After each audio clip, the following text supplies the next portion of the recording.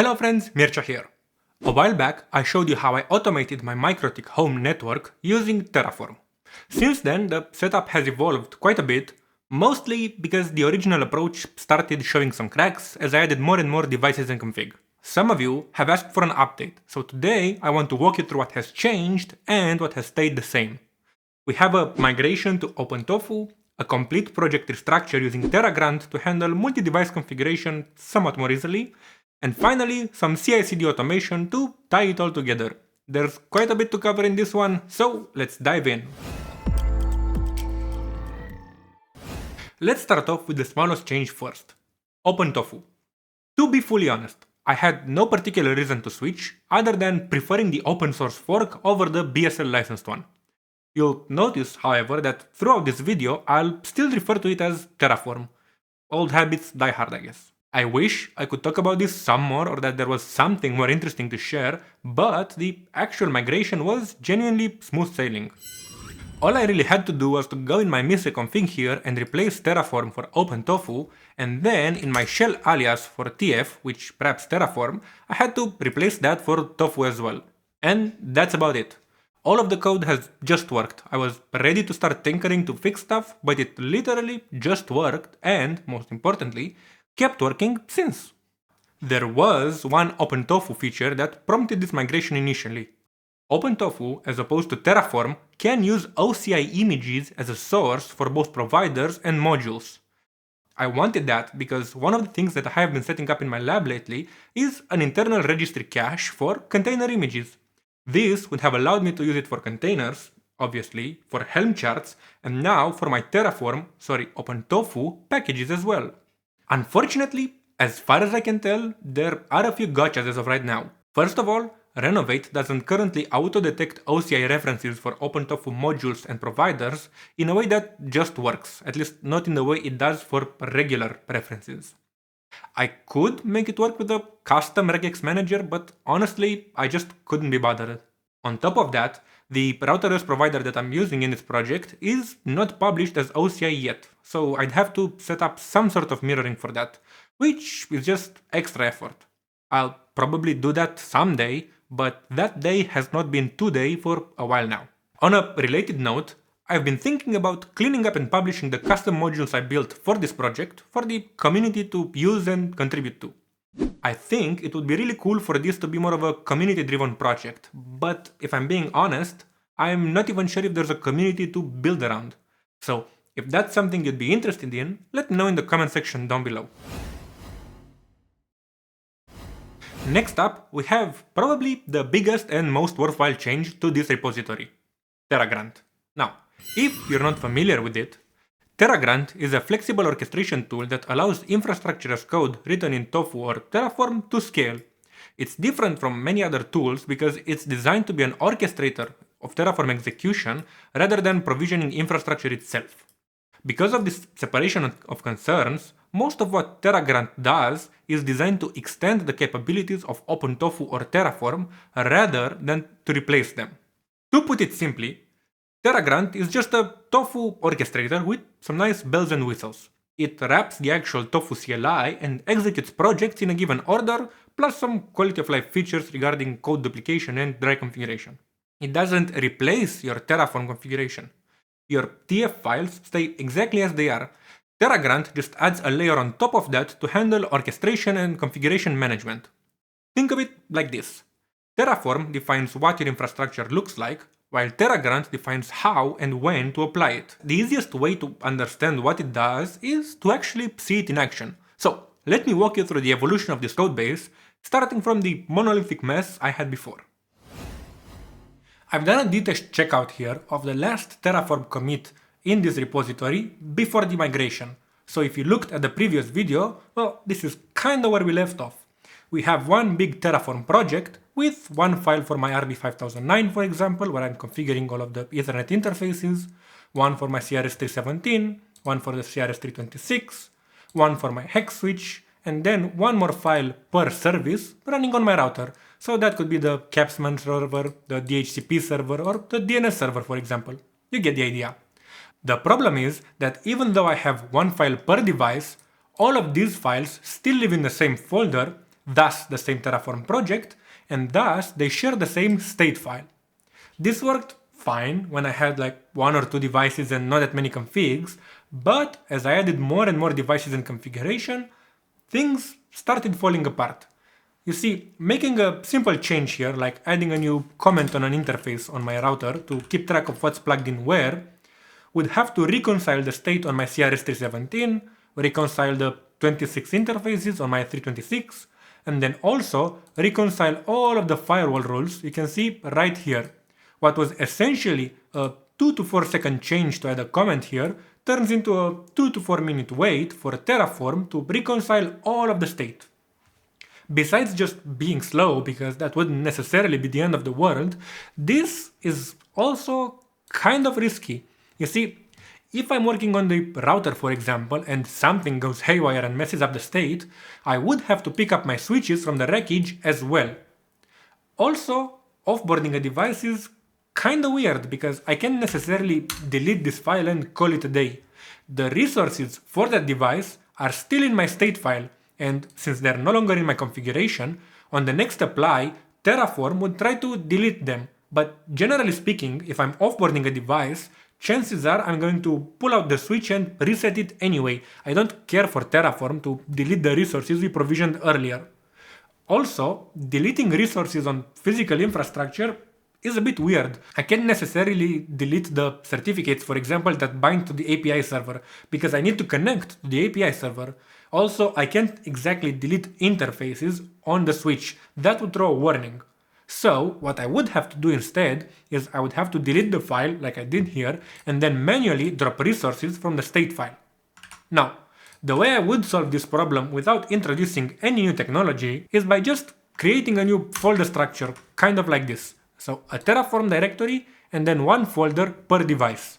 Then I could just copy over all of the configuration for each device into its own folder, and this would kind of solve my initial problem because every device now has its own folder, thus is a standalone project, so it would have a standalone state file. Reconciliations for my router now are faster because I'm no longer touching the switches, and if I work on the switch 317 now, for example, well, my hex would be unaffected. This introduces a few new problems, because previously I had this main.tf file in which I was defining a bunch of locals that all of the modules were referencing. Well, since everything is a standalone project now, I would have to copy-paste this file to every single project right here.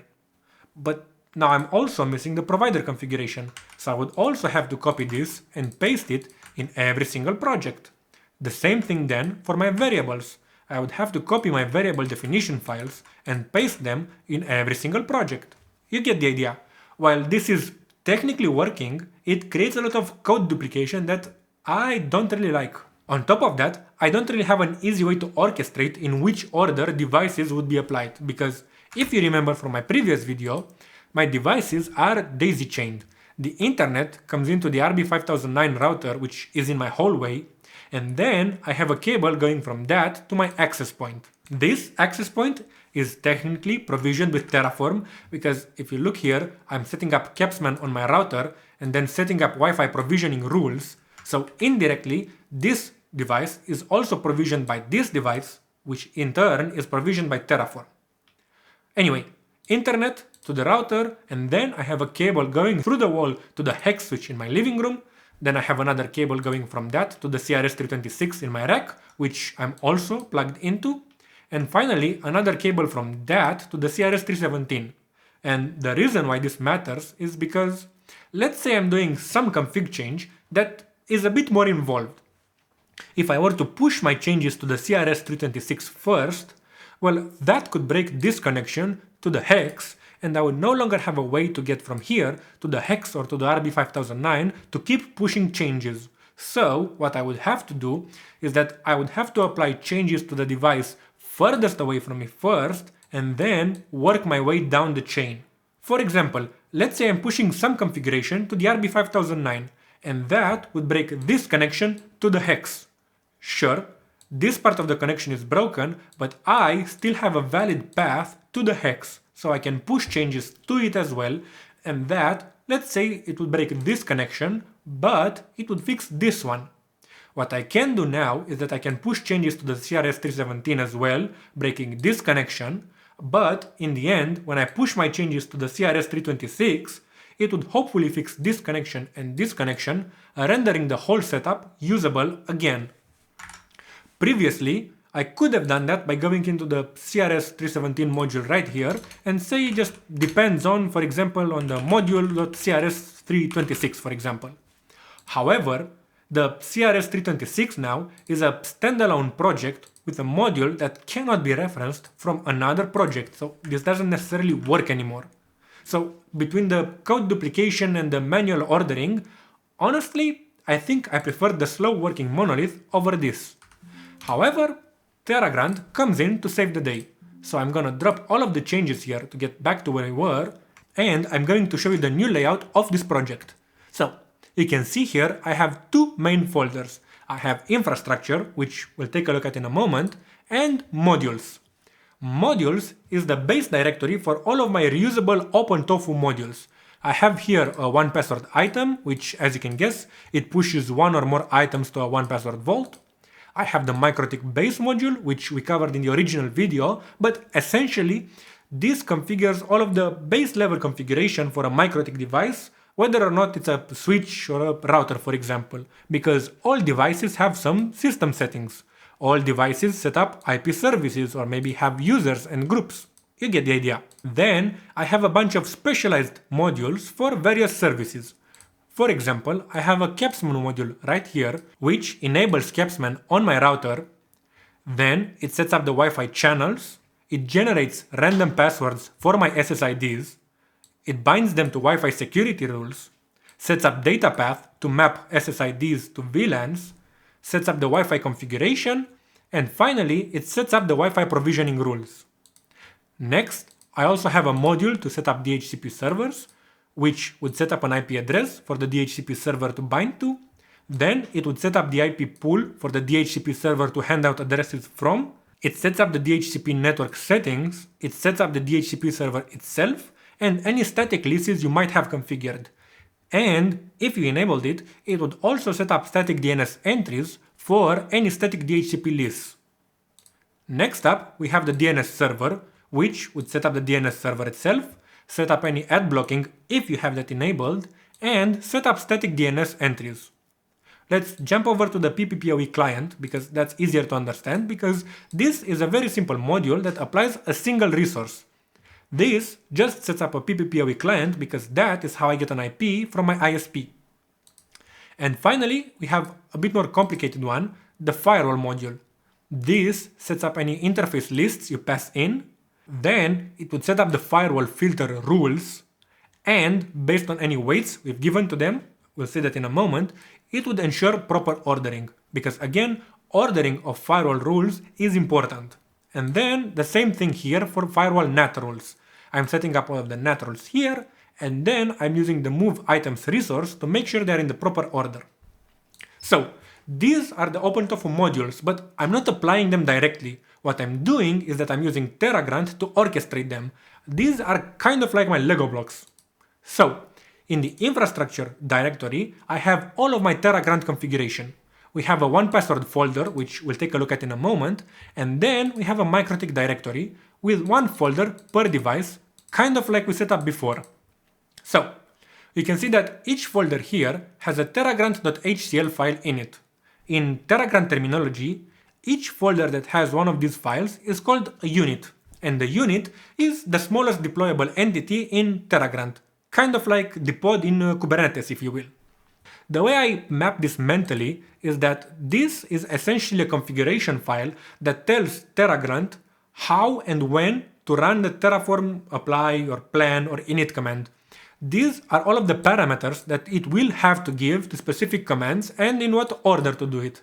So let's compare the switch hex unit, for example, with the switch hex tf file we had before. So these are kind of similar but also kind of different. You can see that previously in the Terraform file I was setting up the provider, which is kind of what I'm doing here with the include stanza, because this essentially tells Terragrunt to take the contents of this provider.hcl file and expose them here. If we take a look at the contents of provider.hcl, you can see that they are kind of the same. I'm defining a local here with the IP address for this device, which again is the same one here. And then I'm using the Terragrunt generate functionality to create a new provider.tf file.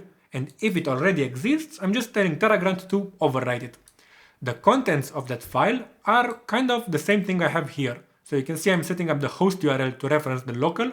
Then I'm loading in the username and password from environment variables, and I'm using an insecure connection because I have self-signed certs. Then you can see I'm pointing here the module to the module's base directory, and this is the equivalent of this Terraform block. So in a terragrunt.hcl file, the Terraform block just tells Terragrunt which folder of Terraform code to apply. In this case, I'm using the find in parent folders function to find the modules/Mikrotik base directory. So essentially, I am pointing it directly to this folder right here to apply all of this configuration. Then, in the input section, I'm essentially just passing in variables to that module. So you can see these are the same as we have here, except that previously I was loading locals from that main.tf file, which I cannot do here anymore.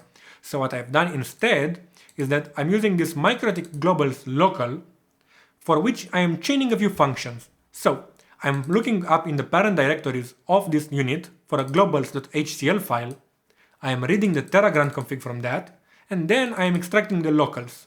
So if we look here in the Mikrotik directory, you can see I have a globals.hcl file, which is the cleaned up equivalent of the main.tf file I had earlier. And here I am parsing all of this configuration and extracting the locals, and I'm putting them directly into this Mikrotik globals variable. So this allows me to reference the time zone from the Mikrotik globals file by doing a local.mikrotikglobals.timezone. And then I'm doing essentially the same thing for all of my devices. I'm including a provider configuration for the specific device. I'm setting up the dependencies. So I'm saying that the CRS326 will only be applied after the switch hex, and my hex will only be applied after the RB5009, so on and so forth. Then I am loading in the Mikrotik globals, which is the equivalent of the main.tf file. I am pointing the Terragrunt unit to the Mikrotik base module, and finally I am giving in the same inputs I was before, just at the Terragrunt level. Again, same thing here for my CRS317, and also the same thing here for my RB5009. Then I also have a services directory with a subfolder per service running on my router. So here you can see I have a capsman unit. And what this does is that it includes the same provider as the router RB5009, because this find in parent folders function looks for a providers.hcl recursively upstream, and it stops immediately as it finds one. So it will look in services, it will say that there isn't one, and then it will go into router RB5009, and it will find this one right here, which points to my router. This way, I'm ensuring that all of the units downstream of the router are using the same provider configuration. Then, I'm saying that the capsman unit depends on the router RB5009. I'm loading in the globals again. I am pointing the unit to the Mikrotik capsman module we looked at earlier, and here I am giving in my configuration. You can see I am setting up two SSIDs, one for 2.4 and one for 5 GHz for my home network. And then I am also setting up a guest network on the 2.4 GHz band with client isolation. Then for my DHCP servers, I went a little crazy here because I set up a dedicated unit per DHCP server per VLAN. So here you can see in my guest DHCP server, I am again including the provider configuration from the router RB5009. I am depending on the router because I need the VLAN interface to be created before I can bind a DHCP server to it. I am pointing the unit to the DHCP server module, and finally I am giving in the parameters for the module. So I want my address to be 172.16.42.1. I'm giving it the gateway, the DHCP pool, the DNS servers, everything. In this case, I don't actually have any static leases in my guest network. But if you look at my storage network, for example, you can see that here I have a few. Next up, we have the DNS server. So this unit, again, includes the provider from the router, depends on the PPPoE client, because I don't want to have a DNS server set up before my router has a public IP. Then I'm pointing it to the DNS server module, Then I'm setting up my upstream DNS. I am using the Steven Black adblock list and setting up some static DNS entries. Let's switch over to the PPPoE client because again, this one is simpler. I am just loading the PPPoE client module and I'm passing in the configuration, loading the username and password from environment variables. Finally, we have the firewall unit. Here, again, loading the provider for the router, depending on the router, loading the globals, pointing it to the Mikrotik firewall module, and here I am defining two interface lists, one for my WAN and one for all of the LAN interfaces. Then I am defining NAT rules, so I'm doing masquerade on the WAN network, but then I'm also playing around with herping NAT because I have some issues with Tailscale running on my Kubernetes clusters and not being able to set up a direct connection if we're both on the same LAN, and I've seen some posts online that this is supposed to help, but I'm not entirely sure yet. I'm working on that. And then I have all of my firewall filter rules here. And what I was saying about the wait before is this order flag right here. The way I am ensuring a proper ordering here is that I am creating all of the firewall rules and then I give each one a wait. Then in the firewall module, this wait is used to order them properly using the move items resource. So we've seen how this solves the code duplication issue mainly, and I've briefly mentioned the dependency ordering. But how is Terragrunt actually handling this?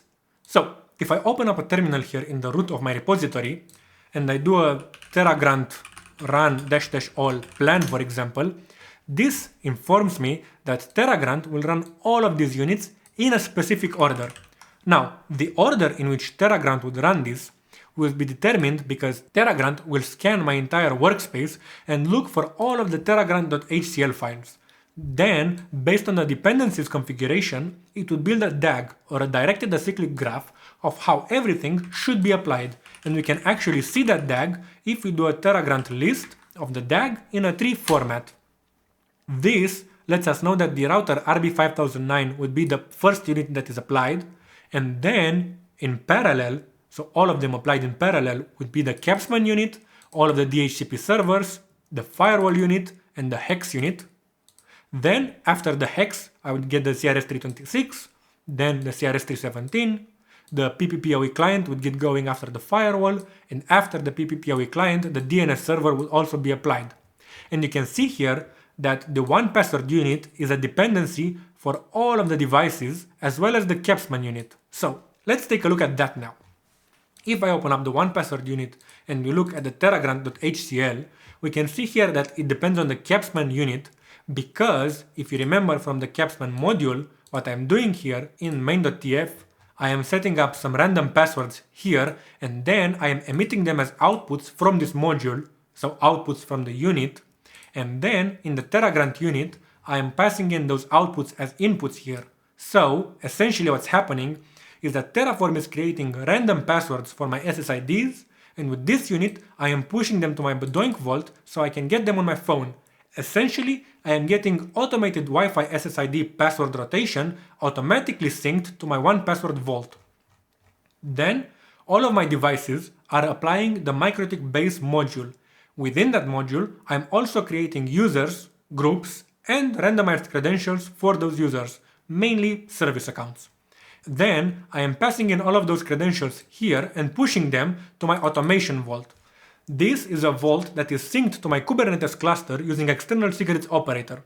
This allows me to create and update randomized credentials for service accounts for metrics collection, for example, and then automatically push them to my 1Password vault, which then automatically syncs to my Kubernetes cluster using external secrets operator, and then all of my workloads that are referencing secrets would get reloaded when those change.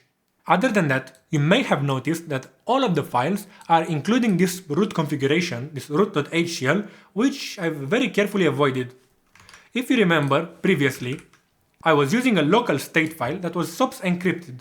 This worked fine, and honestly, I quite like this approach because if you think about it, your code and your state are tightly coupled, and versioning them together like this makes, at least to me, a lot of sense. The problem with this is that it really dirties up the commit history. For example, if I do a git log one line here for Terraform apply, which is like the most common commit title I would give to a commit that would update the state, well, you can see there's quite a few of them. And what I've done in the current iteration of the project is that I am using an S3 backend. So, within root.hcl, which is included in every single Terragrunt unit, I am defining globally the state configuration. You can see I am using an S3 backend. Then I am using the generate functionality from Terragrunt again to generate a backend.tf file, and if it exists, I'm telling Terragrunt to override it. Then I am pointing it to a Backblaze B2 endpoint and using the tf state Mikrotik Terraform bucket. For the key here, so the name of the file, I am again chaining together a few functions. I'm using path relative to include, which essentially would give me the relative path of the terragrunt.hcl of the unit that is currently being applied in relation to the root.hcl. Then, using the replace function here, I am stripping away infrastructure. And finally, I am using what remains as a directory to put inside a tfstate.json. What this looks like is that I can do a MC3, so I'm using the Minio CLI to do a 3 on the Backblaze B2 bucket. And this, if you take a look at it, is similar to the tree layout of my infrastructure directory. They're actually identical because this is how I'm determining the path for the state file. And if I do an mcls on the one password unit, for example, you can see a tfstate.json file in there. Now, I am still technically getting state versioning due to S3 object versions, but this is no longer tightly coupled to my code like it was before. If I'm being honest, this is like the one change that I'm not 100% on, because if I'm offboarding a device, I also have to remember to offboard the state from S3, but for now, this works well enough. So, all of these changes, and for what? Like, what's the actual outcome? Let's take an example like what we did before. We go into a router RB5009, go to Terragrunt HCL, and let's add a new comment on Ether5. I plugged in something else and I want to add a new comment. Let's say bedroom. Copilot decided it's gonna be bedroom. What I can do now would be the equivalent of the big Terraform apply I had earlier, is to just run Terragrunt, run --all, plan, for example, and this would render out the DAG, the direct the cyclic graph, for all of my units and apply them. And you can see here, I am getting the actual tofu output for each unit. You can see for my router, we had some changes because we did some changes, but everything else is just no changes. So there's no point in having to wait for all of this to reconcile, and you can see it takes a while, when all I did is work on the router. What I can do instead is I can cd into infrastructure Mikrotik router RB5009 and then run Terragrunt plan here. This will only plan the currently active unit I am working in, and you can see this was much faster because there are very few resources in this. Similarly, if I'm working on Capsman, for example, I can just cd into services Capsman and then do a Terragrunt plan here. And this is almost instantaneous because there aren't that many resources. This is the whole idea of the setup. I can now work on units independently, but I also get the ability to work on the project as a whole by applying everything. Now, what I kept mentioning throughout the video is that this generate functionality that I'm using for the provider and for the state backend is something that Terragrunt does under the hood. But what does that actually do? So let me cancel this. And if I do a Terragrunt run all and I do an init, for example, this will go through all of my units and initialize them. What this does under the hood is that if we go into every directory, you can see this hidden Terragrunt cache directory. If we open it up, this looks familiar, doesn't it? The contents are exactly the contents of the Mikrotik base module. So essentially, Terragrunt just took the contents of this Terraform block right here, like the contents of this directory, pasted them here. Then with the provider.hcl, it generated this provider.tf file. And then from the root inclusion, it went ahead and generated this backend.tf file. So what is happening is that Terragrunt is piecing together every piece of config we have and then setting up a Terragrunt cache directory, which is the actual working directory for Terraform. What it did is that it ran Terraform apply in this folder. What I can do, for example, if I go into infrastructure Mikrotik router and go into Terragrunt cache, I can actually run tofu init here and work within this directory. Finally, let's talk automation. At this point, I have a cleaner, more modular setup that I'm honestly pretty happy with. But there's one last thing, and I promise that this time it really is the last one, that has been bugging me. I'm still running Terragrunt apply manually from my computer, so let's fix that. I set up self-hosted GitHub Actions runners because, well, the runners need access to my Mikrotik devices, which obviously aren't exposed to the internet. These runners are deployed in a Kubernetes cluster using the autoscaling runner set. Let me know in the comments if you want a video on that setup specifically. With that in place, I created 3 main workflows, the apply, the drift detector and the CI one, and then a utility one, the Terragrunt plan. Let's talk about this one first. The Terragrunt plan workflow is triggered on a workflow call, so it's not a standalone one, it's meant to be called by other workflows. What it does is that it checks out the repo, it sets up Mise to set up the dev tools for this project, it uses a custom GitHub action to load secrets from my 1Password vault as environment variables, as we can see right here, and then it runs a Terragrunt init on all of the units, and finally it runs Terragrunt plan on all of the units with the detailed exit code and saves the output to a text file. I need the detailed exit code so that I can then determine if drift was detected or not, and I'm emitting that as a GitHub output. And finally, I'm also saving the Terragrunt plan output as a GitHub output as well. Then this gets called in the Terragrunt CI workflow, for example. This runs on any pull request that would go into the main branch and changes a relevant file. It calls the Terragrunt plan workflow, and then it runs a comment job. This job depends on Terragrunt plan, so it has access to whether or not drift was detected and what was the Terragrunt plan output. It again sets up the environment, it generates a token for my GitHub app so that the comment that it posts on the PR is posted as my GitHub app, which is Mr. Borbotto. We'll see that in a moment. And then it posts a comment on that PR. It lets me know if changes were detected or not, and then it also gives me a collapsible section giving me all of the Terragrunt plan output. We can see how that looks here. We can see I opened the PR, pushed some changes, and then Mr. Borbotto pushed a comment to this PR letting me know that changes were detected, and I have a collapsible section which contains the Terragrunt plan output. This allows me to see what would be changed if I were to merge this PR to the main branch. Speaking about merging this PR to the main branch, we have the Terragrunt apply workflow. This runs on a push event to the main branch that changes any relevant file. You can see here that the branch and the path filter for the apply workflow are the same for the CI workflow. Now, the apply workflow again sets up the environment, loads the environment variables, runs an init on all of the units, and in the end it runs a Terragrunt apply on all of the units with the auto-approve flag. Is this dangerous? Well, maybe. But I guess I just like to live dangerously.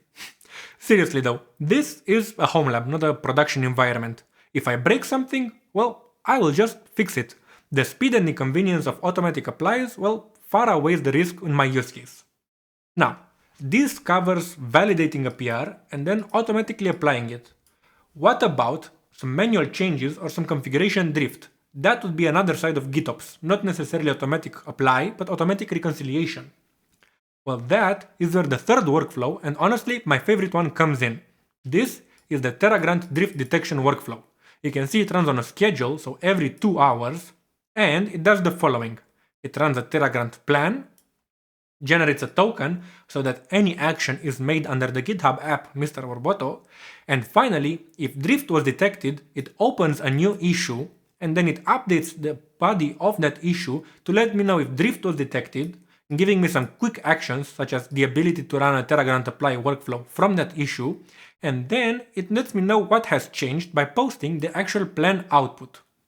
Next, if no drift was detected, it actually looks for an issue with this title, so the one I have defined right here, and closes it.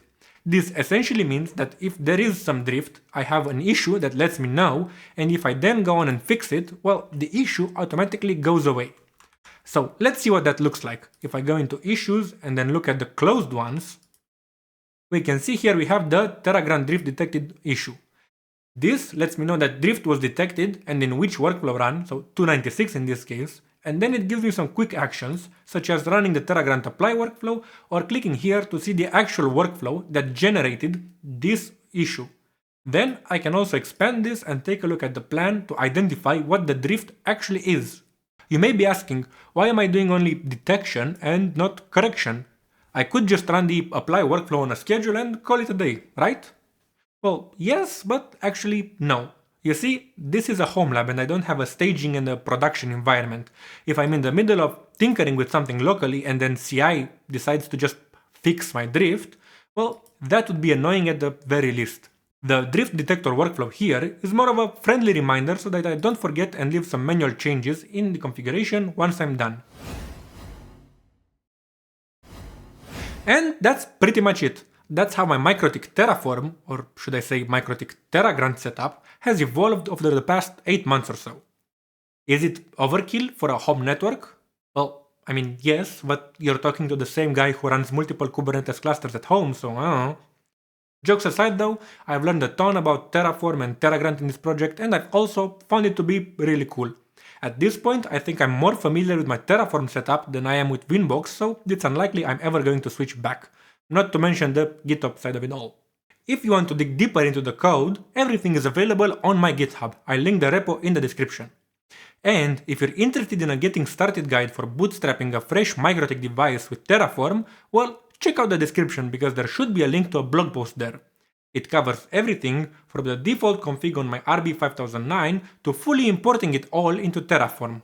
If you found this video helpful, make sure to hit the like button and subscribe if you haven't done so already. If you have any questions or want to see me cover something specifically in the future video, well, drop a comment and let me know.